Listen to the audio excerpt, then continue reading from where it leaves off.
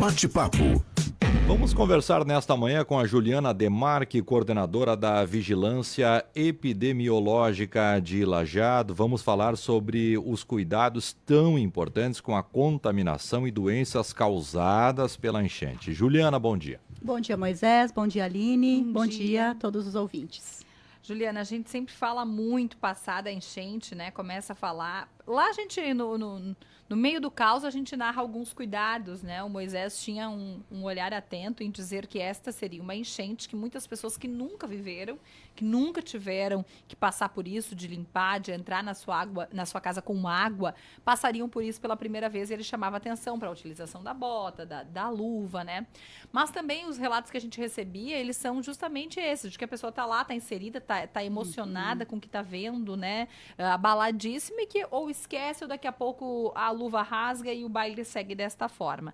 E aí nós falamos muito da leptospirose. Ela é, de fato, o topo da lista dos problemas?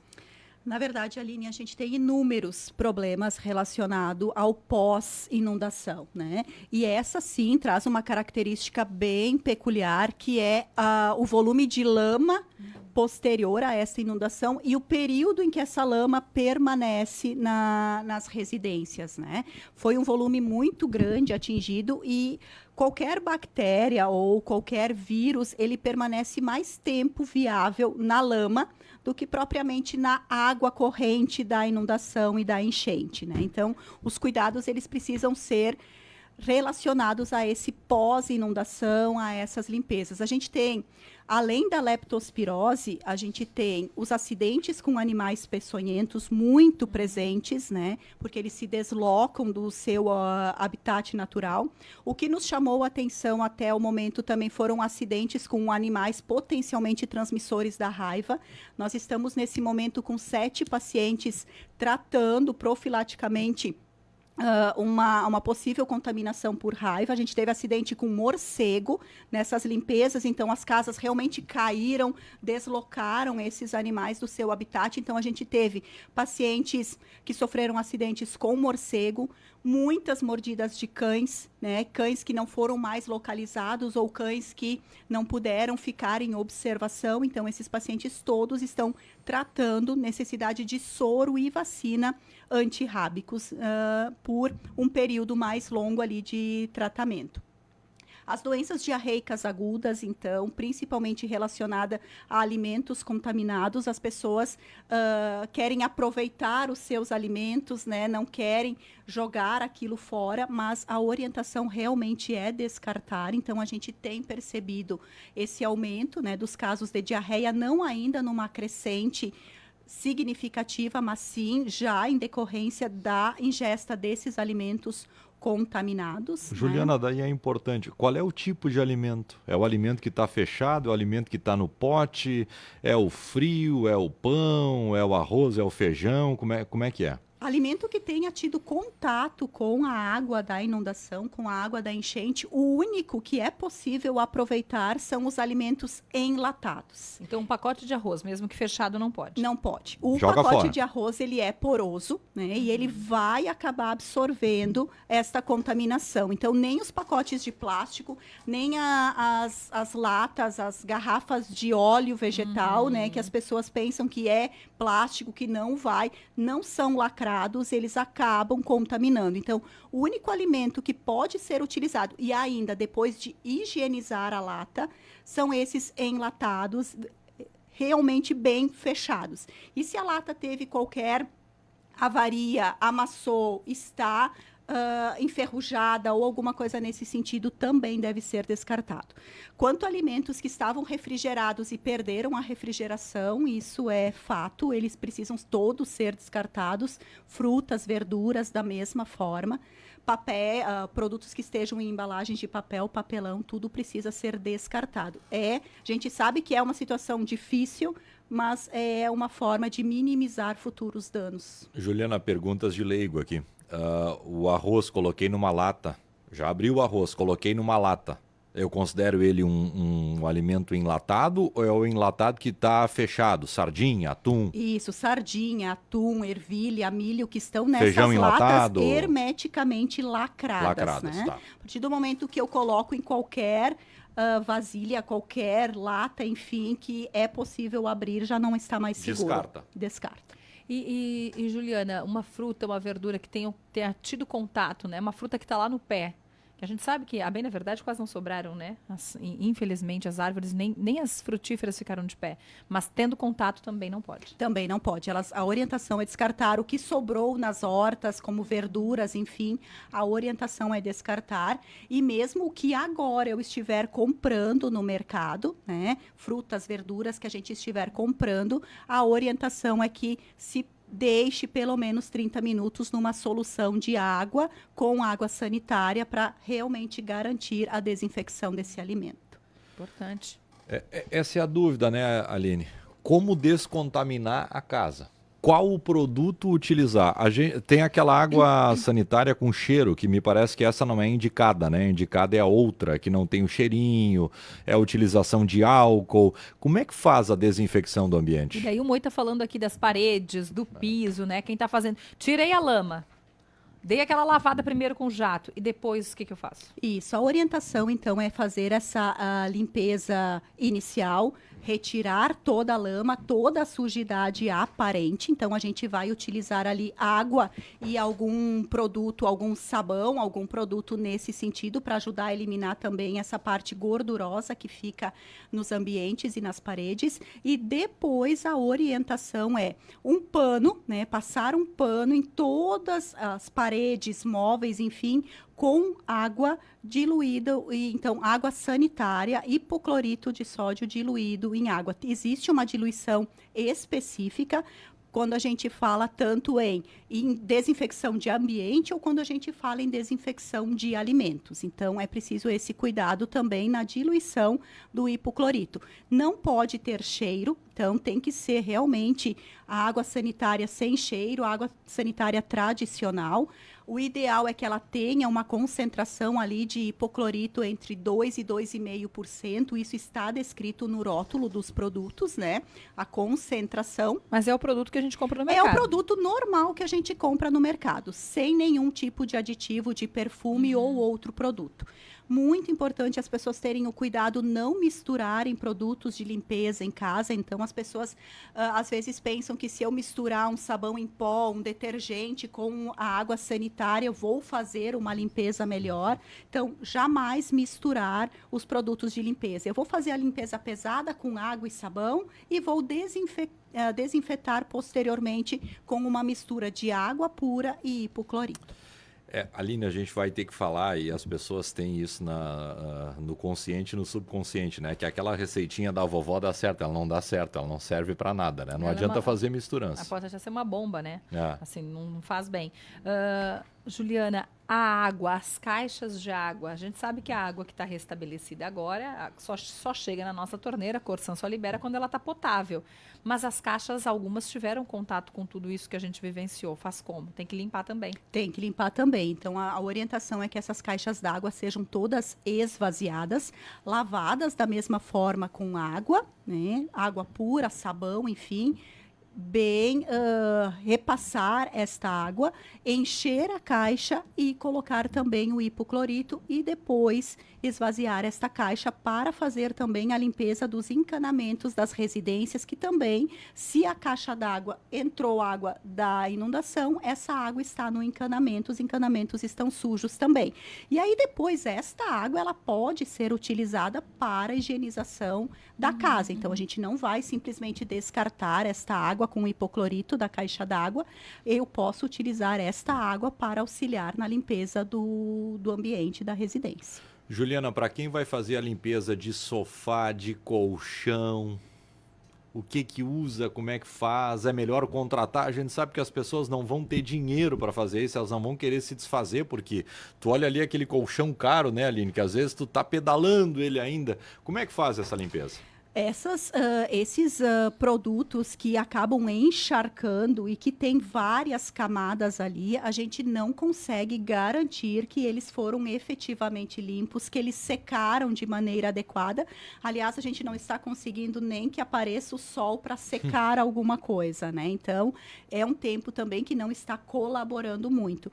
Infelizmente, a orientação de estofados, colchões, edredons, cobertores muito grossos, que não seja possível passar por um processo de limpeza com água quente e efetivamente adequado, a orientação é que eles sejam descartados. Isso vale para as roupas também?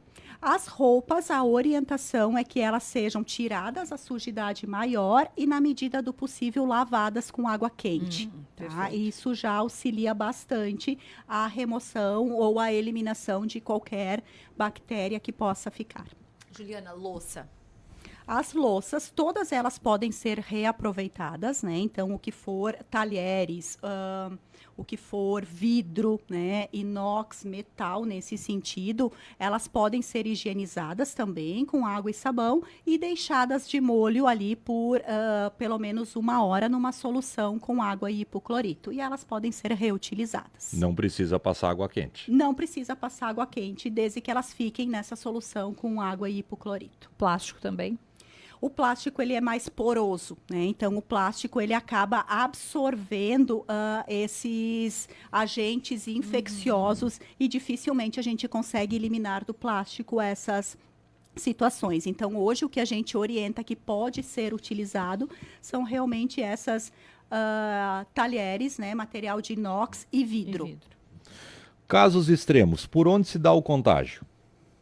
Casos extremos... Eu digo assim, leptospirose, por onde se dá? É pela boca, é pelo olho, por onde é? Tem que ter ferimento ou só o contato com a pele? Não precisa ter ferimento. Então, a leptospirose, se a pessoa ficou muito tempo em contato com, agora principalmente com a lama, então a lama, ela concentra mais possibilidade de infecção para a leptospirose do que propriamente a água corrente da inundação. Nem todo lugar está contaminado, nem né? todo lugar está contaminado. Não. A leptospira, ela é eliminada através da urina de roedores, né?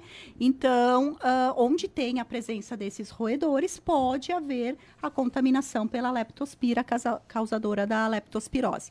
Se eu fiquei muito tempo com as minhas mãos, os meus pés, expostos a esse ambiente molhado, só esse fato já é suficiente para que a bactéria penetre na pele. Então, a pele molhada por muito tempo, e ali não precisa muito tempo, né? A gente percebe a pele quando ela começa a ficar esbranquiçada ali, mais enrugada, já perdeu uma das proteções iniciais da pele e a bactéria pode entrar através dessa pele molhada e com menos proteção. Mesmo usando luva e bota. Se eu estiver usando luva e bota e eu estou com água dentro das luvas, água dentro da bota, eu vou me contaminar da mesma forma. Então, o que a gente sempre pede, independente do calçado que a pessoa for usar, independente da proteção que for usar nas mãos, é que permaneçam secos, né? A gente sabe que nessa atual conjectura isso não é algo que seja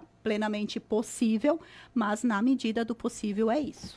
Juliana, quando que o ouvinte que nos acompanha agora, ele se preocupa? Agora ele está nos ouvindo e ele se deu conta que ele ficou lá 5 dias trabalhando, limpando a casa, que por vezes ele tirou a luva e a mão estava umedecida. Ele se preocupa agora ou ele aguarda ter algum sintoma? A leptospirose, a gente inicia o tratamento imediatamente ao início dos sintomas. Então, hoje, a pessoa teve contato com a água, ficou limpando sua residência, permaneceu nesse ambiente, iniciou com febre e dor no corpo, já deve buscar atendimento médico imediatamente. Tá? E a leptospirose, da mesma forma, tem suas peculiaridades em relação à dengue, mas quando a gente fala em dengue, leptospirose, o sucesso do tratamento se dá ao iniciar o mais precocemente possível. Né? A leptospirose, ela tem tratamento, ela é uma doença bacteriana, então a gente vai tratá-la com antibiótico, e esse antibiótico ele precisa ser iniciado o mais precocemente possível ao início dos sintomas. Picada de aranha e cobra. O que é importante repassar quando tu chega na hora do atendimento para casos mais sérios?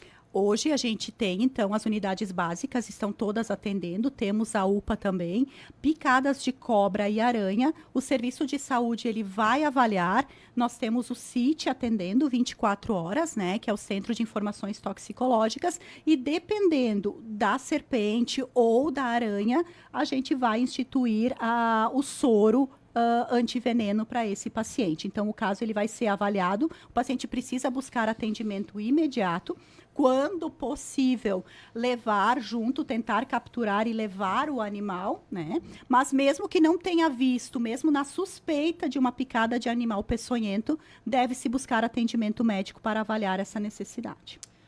Juliana, falamos da dengue. Os casos de dengue, eles aumentam? Eles ficam paralisados nesse período? A enchente prejudica o cenário? Nós tivemos, desde o dia 1º de maio até hoje, 77 casos confirmados de dengue. Então, a gente segue confirmando casos. Não tivemos diminuição da evolução dos nossos casos de dengue. Foram quase 40 casos nos últimos 10 dias e mais outros casos que agora também estamos avaliando. Então, não diminuiu os casos de dengue. Hoje, na verdade, dentro de todo o cenário ali que a gente fala relacionado às inundações, a dengue ainda segue sendo o carro-chefe nas confirmações de casos. Então, é preciso muito cuidado. A gente tentar eliminar os criadouros. A gente sabe que a próxima sazonalidade, então, quando começa lá em setembro, outubro, vai ser bem difícil, porque a gente vai ter um ambiente muito favorável para a proliferação do mosquito, tendo em vista todos esses entulhos, tudo isso que a cidade está vivendo agora. Então, esse cuidado, ele é muito importante e também, início de febre, quadro agudo, buscar atendimento médico imediato. Lamentavelmente, já tivemos o primeiro óbito em decorrência da leptospirose. Isso. O Estado deve confirmar, então, deve emitir uma nota oficial ao longo da manhã em relação a esse caso. A gente já tinha ele como suspeito, então a amostra realmente foi enviada para o LACEN, que confirmou o caso.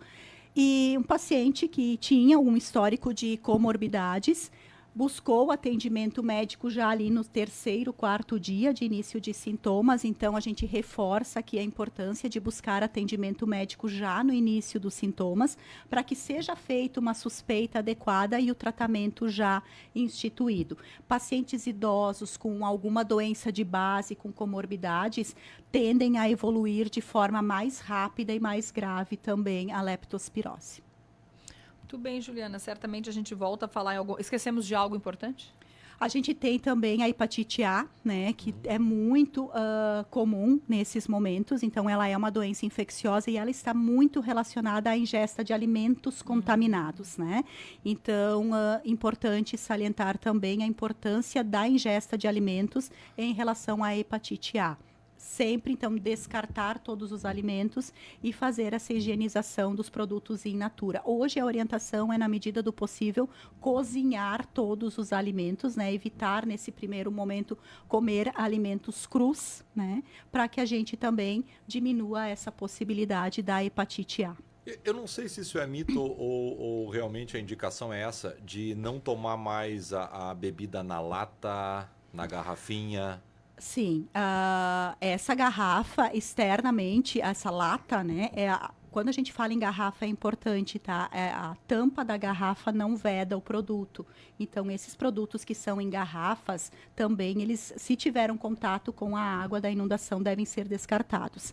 As latas de bebidas não precisam ser descartadas, mas elas precisam, sim, ser higienizadas. Daí álcool chega, por exemplo? Não, a gente não trabalha com álcool. Ela vai ser higienizada com água e sabão e também com, idealmente, ficar ali de molho no hipoclorito. Importante. Não, as pessoas daqui a pouco acham que passar o álcool ali é suficiente. Não Isso, é, então. Quando a gente trabalha com água nesse cenário, a gente vai fazer uma limpeza inicial com água e sabão e desinfectar, fazer a desinfecção, então, com a solução de água e hipoclorito.